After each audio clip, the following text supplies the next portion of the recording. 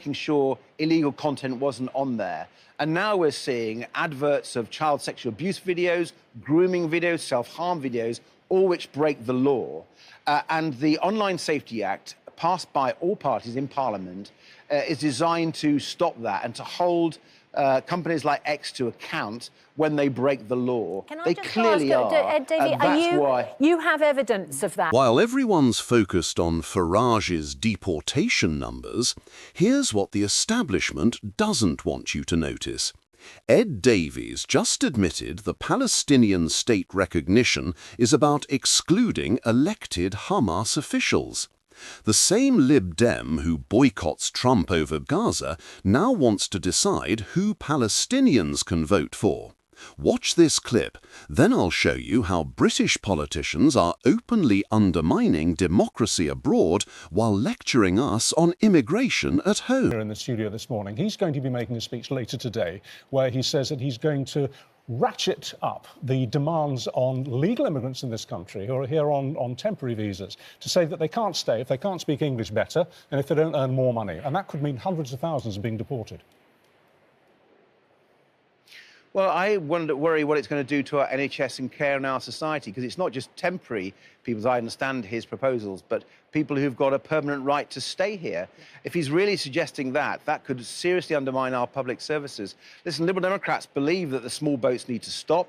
We need to close down the asylum hotels. Of course, illegal immigration is wrong. It's illegal. And the question is the best way to do that. And we've got a whole set of policies. We said there should be an emergency called and set up Nightingale processing centres to deal with a backlog in asylum applications created by the Conservatives. We've said we need to treble the number of Home Office caseworkers to deal with that backlog. And if people have no right to be here, they should be deported. And if people have a right to be here, they should be allowed to get on with their lives and contribute to our society. I'm afraid Nigel Farage should today actually be apologising for helping to cause this problem in the first place. Before Brexit, we didn't have a small boats problem because we had 27 return agreements with European countries and we could return people. But thanks to Nigel Farage and Boris Johnson, the Conservatives, we tore up those agreements when we left the European Union, and now we've got this problem. So I hope when he's on your programme, you'll ask him to apologise. Yeah. Do you agree then with Nigel Farage that we suffered what Reform are calling a Boris wave of immigration? He's clearly pinning the blame, like you are, on Boris Johnson. Well, they're right. Boris Johnson broke the immigration system and caused part of the problem. But I'd also say Nigel Farage played his part too. You know, previously we could return people. And if look what's happening at the moment, because when an asylum seeker goes to one European country, they're not going to any other European country because they can be returned under the agreement that we used to have. Now they're coming to the UK. What Nigel Farage and Boris Johnson did is have a magnet of people, more and more people coming to the UK because we can't return them. So again, I ask you, please, to make sure that Nigel Farage is exposed for his contribution to the failures and to the small boats problem. He helped cause it. No, well, he says he has the solution to that. Yeah, but he doesn't, does he? No, He doesn't well, have any practical solutions. certainly a controversial one. Solutions. It's certainly a controversial one, and some people might even describe it as chilling. Suzanne, yes, Suzanne, you're right. I agree with you totally, Suzanne. It is chilling, and it wouldn't work. Let's deal with and have policies that would actually work to deal with these problems. We need to let you go. The Democrats have put them forward. We need to let you go in just a bit, but I know that you also want to talk about internet safety. You made a very serious allegation against Elon Musk, who owns X, saying, well, you tell us what you told news journalists yesterday about what you think Elon Musk is responsible for. Well, Elon Musk, when he bought Twitter and called it X, got rid of loads of teams who were protecting our children by making sure illegal content wasn't on there. And now we're seeing adverts of child sexual abuse videos, grooming videos, self-harm videos, all which break the law. And the Online Safety Act, passed by all parties in Parliament, is designed to stop that and to hold companies like X to account when they break the law. They clearly are. Davey, you have evidence of that, do you? Because X maintains it has zero tolerance for child sexual exploitation. They're failing in their legal duties. They fail on a daily basis. And if your viewers, I'm sure, share the Liberal Democrat concerns that we need to keep our children safe, that we need to go after these paedophiles. But unfortunately, Elon Musk's X platform is proving incapable of dealing with these. And that's why the law that Parliament passed in our wonderful country should be enforced on him. Just because he's one of the wealthiest people in the world and really powerful doesn't mean he shouldn't be held to account. I think the whole point of a democracy is to pass laws to keep our people safe and go after people who try to abuse that. And I'm afraid the way that Elon Musk has run his platform is wrong. You think he should be arrested and charged? I leave that to Ofcom and the courts and the police in the usual way, but I'm calling him out and X because I think they are a danger to our children. All right, Sir Ed Davey, thank you very much indeed. Now you've seen the clip. Here's what they're not telling you. While Ed Davey was virtue signalling about Palestine, he accidentally revealed the establishment's real agenda.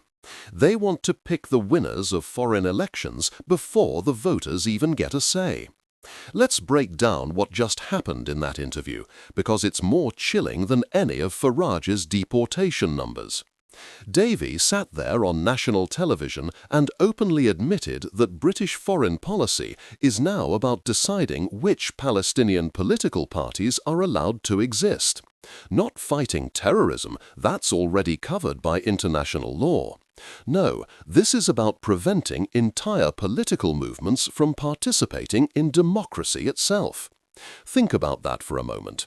The same Liberal Democrat who boycotted Trump's state banquet because he cares so much about democratic values is now telling Palestinians they can't vote for the party that won their last election.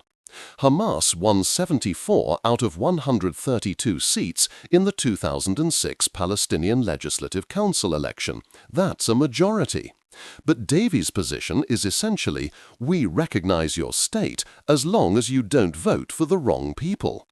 This isn't about whether you support Hamas or not, this is about whether you support democracy. Because if we can decide Palestinians can't vote for Hamas, what's stopping Brussels from deciding Brits can't vote for reform? What's stopping the establishment from deciding you can't vote for Farage? Actually, they're already trying that one, aren't they? Here's where it gets really concerning. Davey mentioned his meeting with Mahmoud Abbas, who's been president of the Palestinian Authority since 2005. His term expired in 2009. That's 15 years ago. But according to Davey, this unelected bureaucrat represents far more moderate Palestinians. Moderate by what standard? The standard of doing what Western governments tell him to do?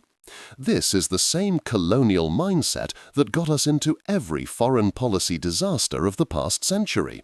We march into other countries, pick the moderate factions we like, and then wonder why the locals resent us.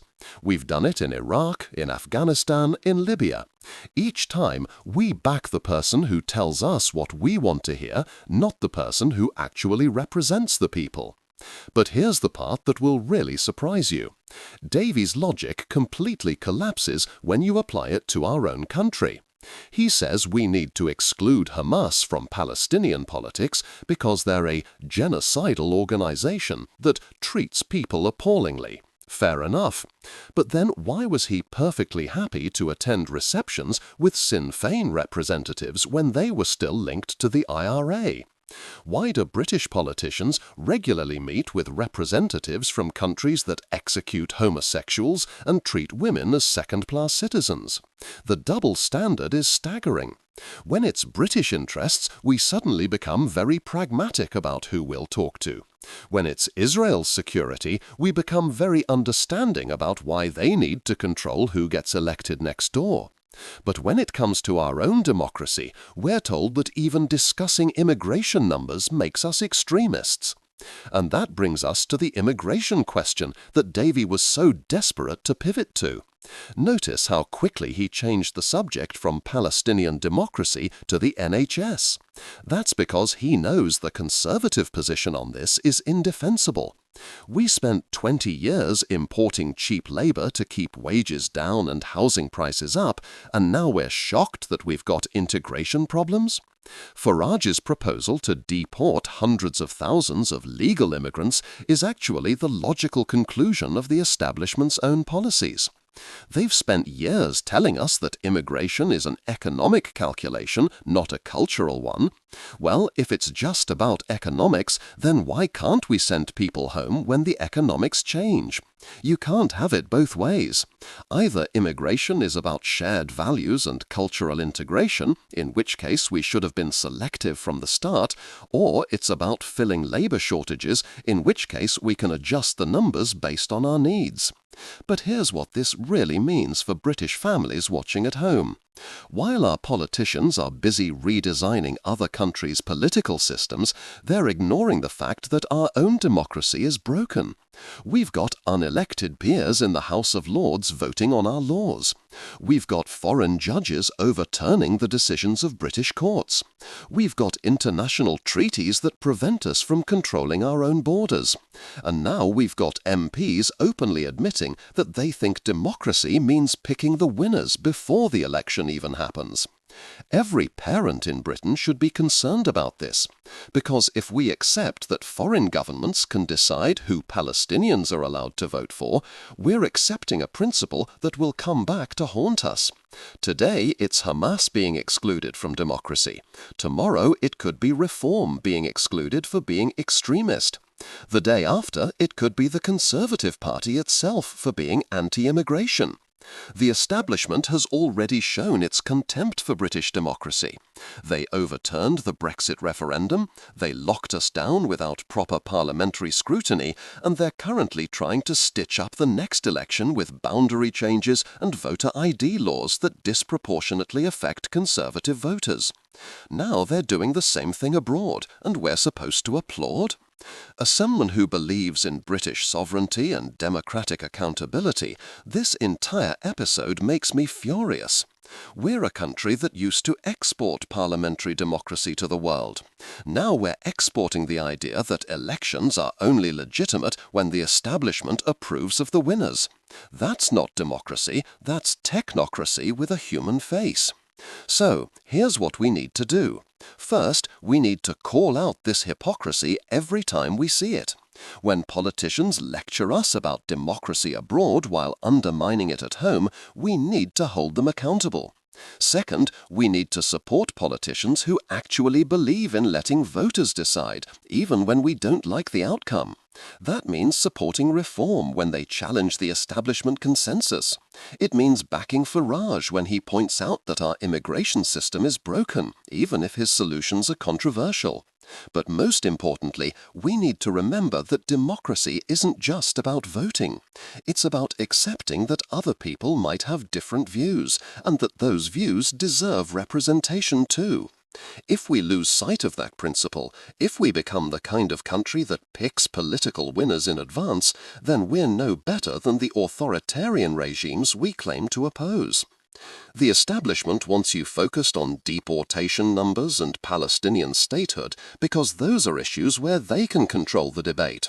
But the real question is this: do we still believe that ordinary people, whether in Britain or Palestine, have the right to choose their own representatives? Or have we become so arrogant, so detached from democratic principles, that we think we can pick their leaders for them? Your answer to that question will determine whether Britain remains a democracy or becomes just another technocratic state where elections are ceremonial and real power lies with the people who know best. And looking at that interview with Ed Davey, I know which direction we're heading. The only question is whether we're going to stop it before it's too late.